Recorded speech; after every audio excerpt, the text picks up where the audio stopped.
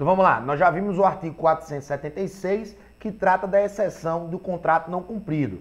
Já o artigo 477 fala do que a doutrina tem costumeiramente chamado de quebra antecipada do contrato.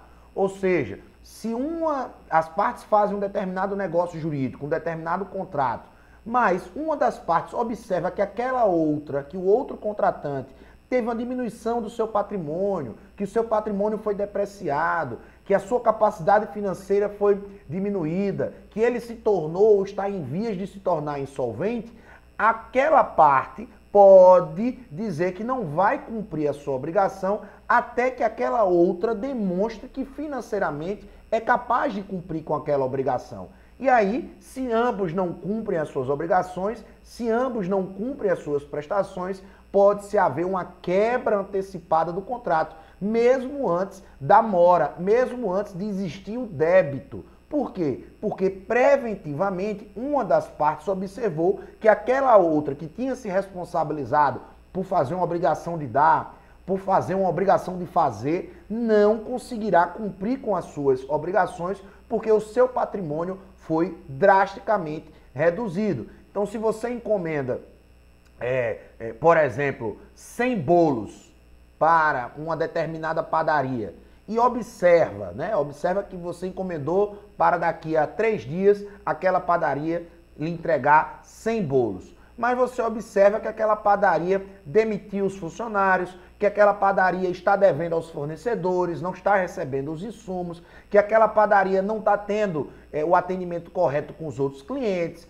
que aquela padaria, que no caso é uma pessoa física, está em vias de entrar numa recuperação judicial ou numa falência. Então você pode dizer, ora, então eu não vou pagar por esses 100 bolos e você também não precisa me dar esses 100 bolos mais. Vamos aqui resolver o contrato em razão de uma quebra antecipada do contrato. Veja, a padaria não está em mora, porque só daqui a 5 ou 3 dias, como foi o exemplo que eu disse, é que ela teria a obrigatoriedade de entregar os 100 bolos. No entanto, você observou que a capacidade econômica daquela padaria foi reduzida drasticamente. Então, corre o risco de você não receber. Então, você tem duas hipóteses. Ou você exige que aquela padaria lhe dê uma garantia de que vai realmente ser feito aquela quantidade de bolos, ou resolve-se o contrato porque houve uma quebra antecipada do contrato. O contrato foi feito, mas antes da data, do termo estabelecido para o cumprimento das obrigações, foi quebrado o contrato pela própria impossibilidade do cumprimento da prestação. Mas isso depende também de uma interpelação judicial, tá bom? E, por fim, a última hipótese de resolução contratual, que é aquela extinção do contrato em razão do inadimplemento, né, da falta de pagamento, do não cumprimento de alguma das obrigações, é a resolução por onerosidade excessiva. Nós já discutimos isso quando falamos sobre teoria da imprevisão também. Na teoria da imprevisão, basta que ocorra, né, um fato imprevisível, né, o caso fortuito ou a força maior. Na onerosidade excessiva, é preciso que ocorra o fato imprevisível, mais uma onerosidade excessiva para quem iria cumprir com aquela obrigação, para o devedor. Então é preciso que exista o casamento do fato imprevisível mais uma excessiva onerosidade para aquela pessoa que iria cumprir.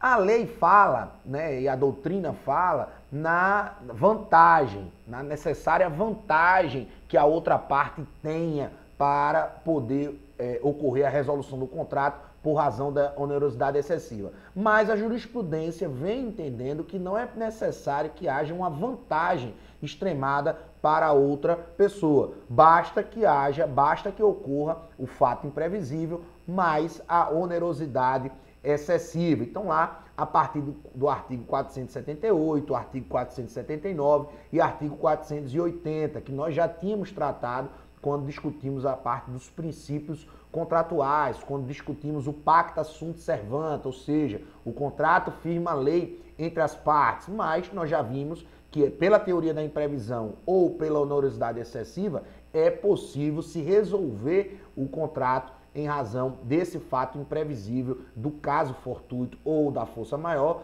aqui para a onerosidade excessiva, se houver uma excessiva onerosidade. Para a teoria da imprevisão, basta que as parcelas ou a prestação se torne desproporcional em razão do fato impeditivo, né, do fato imprevisível, né, e inevitável, tá? A atenção que eu quero que vocês tenham em relação à resolução por onerosidade excessiva é que ela só ocorre nos contratos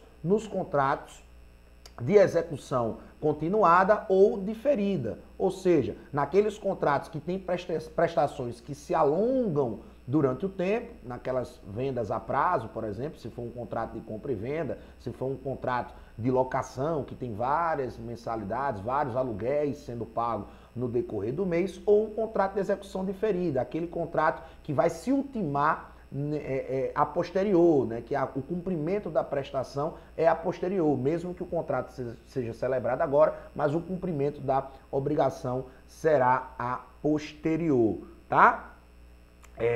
Um outro fato importante para a discussão da onerosidade excessiva é observar, quando a gente tratou, inclusive, disso na questão da pandemia, né, da questão do coronavírus, se aquele fato imprevisível, se aquela situação de força maior ou caso fortuito tem repercussão no contrato. É preciso que haja a repercussão econômica no contrato. Então vamos lá, num contrato de locação, mesmo a gente em razão da pandemia e com lockdown, por exemplo, em Recife, os supermercados e os postos de gasolina continuaram trabalhando de forma sem interrupção. Houve uma redução dos serviços, mas continuaram trabalhando, porque são serviços públicos, não são serviços considerados essenciais. Então, a pandemia autorizaria automaticamente a redução do valor do aluguel ou a resolução do contrato?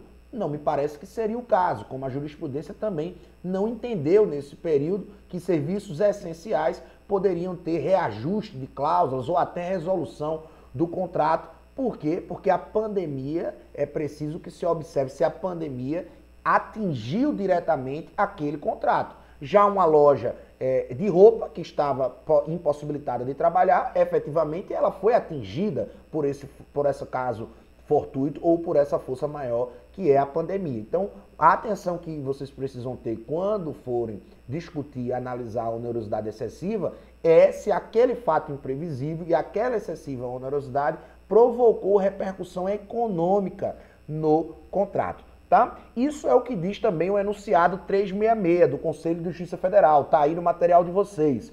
O fato extraordinário e imprevisível, causador de onerosidade excessiva, é aquele que não está coberto objetivamente pelos riscos da própria contratação. Então, o que é que o enunciado que nos ajuda a interpretar a lei está querendo dizer? Está querendo dizer que fatos que são corriqueiros ou normais do empreendimento econômico, do risco econômico, não podem ser utilizados para resolver o contrato. Então, se, por exemplo, você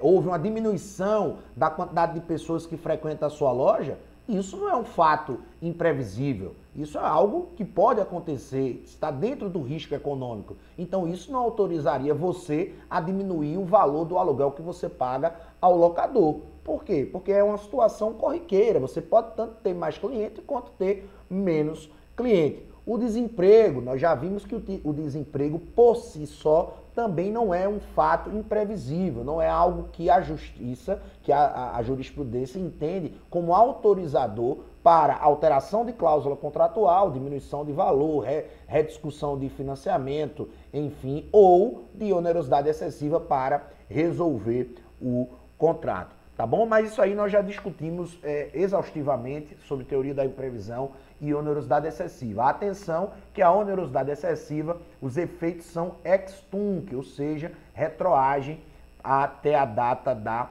citação. Por fim, agora nós vamos analisar as hipóteses de resilição. Nós vimos as hipóteses de resolução contratual, que ocorre a extinção do contrato em razão do inadimplemento, da falta de pagamento de alguma das obrigações, e agora nós vamos ver a resilição, que é uma outra espécie, né, do gênero rescisão contratual. A resilição ela se divide em duas. A resilição bilateral ou distrato, que está prevista no artigo 472. O que é que está lá dizendo o artigo 472? O distrato faz pela mesma forma exigida para o contrato. Então, suponhamos que duas pessoas façam um contrato de compra e venda de bem imóvel. Se for acima de 30 salários mínimos, nós já vimos que precisa ser feito através da escritura pública. Mas se as partes simplesmente desistiram, né, não querem mais fazer aquele contrato, elas terão que fazer o quê? Um distrato. Distrato é resolução bilateral. As partes de comum acordo vão redigir através da escritura pública, porque a mesma forma do contrato tem que ser a mesma forma do distrato, né? Nós já vimos isso, que o pré-contrato, a única... no pré-contrato, né, no contrato preliminar, ele precisa preencher todos os requisitos do contrato principal, com exceção da forma. Já o distrato, a forma ela é um requisito essencial para a validade daquele negócio jurídico. Então, se o contrato foi feito através de escritura pública, que é uma compra e venda, por exemplo, de bem imóvel superior a 30 salários mínimos, o distrato, que é a resilição bilateral, ou seja, as partes de comum acordo resolvem extinguir aquele contrato, precisará ser feito também através da escritura pública. Então, a resilição bilateral é quando as partes de comum acordo resolvem extinguir aquele contrato, né? No caso aí, há um comum acordo. Já a resilição unilateral, que é aquela que está prevista no artigo 473, trata-se de um exercício de um direito potestativo. Nós já vimos que um direito potestativo é aquele que não admite oposição da outra parte. Então, é uma liberalidade unilateral de uma das partes de simplesmente desistir do contrato, de pôr fim ao contrato. Então, toda vez que nós falarmos de resilição unilateral, nós estamos tratando de um exercício de um direito potestativo, que a parte simplesmente pode se desobrigar, colocar fim naquele contrato, seja por algum motivo justificado, seja até, a depender do caso concreto, sem motivo, como é a situação do fiador. Então, por exemplo, o fiador, se o contrato de locação, num determinado contrato de locação, ele deixar de ser de prazo determinado e passar a ser por prazo indeterminado, quem está estudando contrato de locação já deve ter visto isso na lei da locação, o fiador ele pode notificar o credor e se eximir da responsabilidade da fiança, ficando responsável ainda pelos 120 dias posteriores à notificação. O que isso quer dizer? Que o fiador pode deixar de ser fiador, sair daquela relação contratual, se o contrato de locação, que era de prazo determinado, passou a ser de prazo indeterminado. Então, a lei do inquilinato, a lei da locação, né, que trata dos imóveis urbanos, comerciais ou residenciais, faculta ao fiador, se houver a conversão do contrato de locação de prazo determinado para prazo indeterminado, ele pode simplesmente se retirar do contrato, né? Bastando que se notifique ao credor. Então, essa é uma situação que nós já vimos, que a fiança é um tipo de contrato que está junto, né, que normalmente está como um contrato acessório, mas é um tipo de contrato que tem regulação própria, o Código Civil tem as cláusulas específicas para a fiança, mas é um contrato autônomo, que tem autonomia, mas está normalmente de forma acessória a outro contrato. Então o fiador ele pode se retirar da sua obrigação de ser fiador, da sua obrigação de prestar aquela fiança, de garantir aquele contrato principal. E ele pode fazer isso de forma unilateral, se o contrato deixou de ser prazo determinado e passou a ser de prazo indeterminado. Ocorre quando, por exemplo, você está lá num determinado contrato, acabou o prazo previsto no contrato e as partes continuaram, sem prever um novo prazo final. Então aí o contrato se transformou em prazo indeterminado. Nessa situação, o fiador que estava lá previsto para o prazo determinado, ele pode notificar o credor e deixar de ser o fiador. Então houve aí, no caso, uma extinção do contrato da fiança de forma unilateral. Então, nesse caso, nós temos a resilição, tá? A resilição unilateral, ela precisa estar prevista na lei. Ninguém pode simplesmente deixar de querer ter um contrato simplesmente por liberalidade. Isso precisa ter previsão legal, tá bom? Então, o que é que diz lá o artigo 473?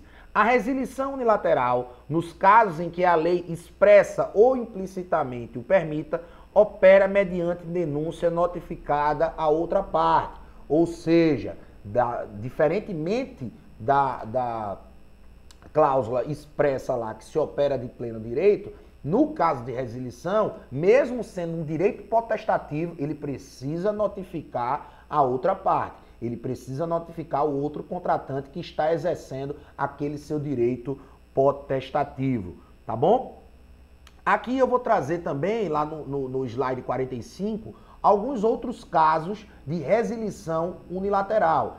Nós já vimos que a resilição bilateral é o distrato, é o comum acordo que as partes põem fim no contrato. A resilição unilateral é um exercício de um direito potestativo que não admite oposição para você também colocar fim a um contrato. Então nós temos a denúncia cheia ou denúncia vazia, lá prevista no contrato de locação, na lei do inquilinato, ou seja, o locador ele pode reaver o bem que está locado se for para um ascendente, se for para a sua moradia, se for para o casamento do seu filho. Nós temos lá as hipóteses de denúncia vazia ou denúncia cheia, a depender se esse pedido é motivado ou não. Então, os casos de denúncia vazia ou denúncia cheia são hipóteses, na verdade, de resilição unilateral. A revogação dos mandatos. Então, quem está estudando aí o contrato de mandato, eu, por exemplo, sou advogado. Então, Glauco é meu cliente e me deu uma procuração. Fizemos um contrato de mandato. Ele pode simplesmente dizer, olha, eu não confio mais no professor Pedro, no advogado Pedro, eu quero revogar o mandato. Veja, é algo que não precisa da minha anuência. Se ele não me quiser mais como prestador de serviço, né, como advogado, como procurador dele, ele pode simplesmente revogar o mandato. O contrato de depósito, você contratou alguém, uma empresa e depositou um bem ou determinado valor naquela empresa ou nos bancos, como ocorre. Você unilateralmente pode revogar aquele contrato de depósito, simplesmente tirar o bem que estava ali depositado. Então também é uma situação de resilição unilateral. O comodato também, você pode simplesmente revogar o comodato. Você fez o empréstimo não fungível de um bem e pode simplesmente dizer, olha, eu quero meu bem de volta. Então esses são exemplos de resilição unilateral. Por outro lado, eu posso, enquanto advogado, renunciar. Se Glauco pode revogar o mandato que ele me deu através da procuração para ser advogado dele, eu posso renunciar ao mandato. Então eu que estaria praticando também uma resilição unilateral, tá bom? E o outro exemplo é a questão da fiança, que eu também já disse a vocês. E por fim, nós temos a extinção por morte. Nós já sabemos e nós já vimos que os herdeiros, eles respondem sim pelas dívidas deixadas pelo decújio, né? Pelo que foram deixadas pela herança. No entanto, os herdeiros respondem apenas até o limite do que eles têm para receber através da herança. No entanto, naquelas obrigações que são personalíssimas ou intuito persona, não há repasse dessa dívida para os herdeiros. Então, nas obrigações que são personalíssimas, ocorrendo a morte de um dos contratantes, encerra-se o contrato. Então, gente, nós vimos aí todas as hipóteses e as possibilidades de extinção do contrato. Estudem bem, vejam a teoria geral, a formação dos contratos, os vícios redibitórios, a evicção e as hipóteses de extinção do contrato. Esse é o assunto da nossa prova e eu estou à disposição para qualquer dúvida.